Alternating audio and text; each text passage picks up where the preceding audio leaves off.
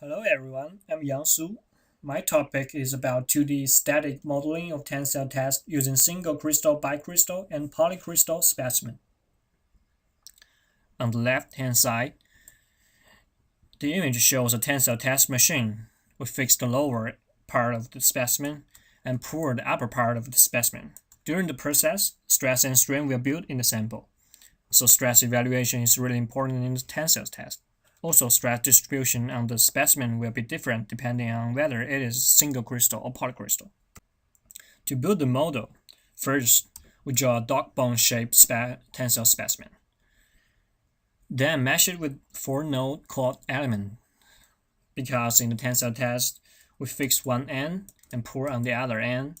So in this case, the boundary conditions will be all the nodes on the left end is fixed and an edge load is applied to the right end. A little bit more about mesh generation because I have over 800 elements and different grains have different material properties. So the first step, I use Mark to do the meshing for me and then output the nodes connectivity material properties to MATLAB. In this way, I can have my own MATLAB file. So the three images on the left-hand side are generated by Mark, and the three images on the right-hand side are plotted in MATLAB. Now I have set up the model. Here shows the results.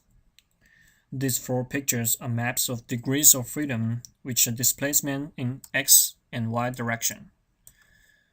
So the first row is x displacement and y displacement for single crystal. The second row is x displacement and y displacement for polycrystal. So in general, the displacement field is quite the same for single crystal and polycrystal. To evaluate yield behavior, von Mises stress criteria is a convenient way. The von Mises stress is calculated from three components of stress.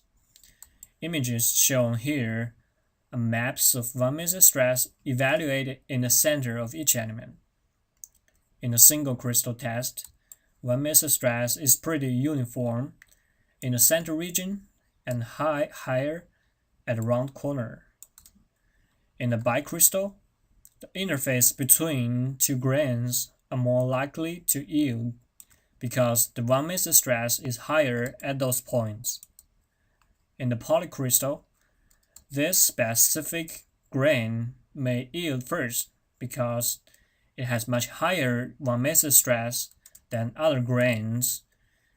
This may be caused by the neighboring grain constraint.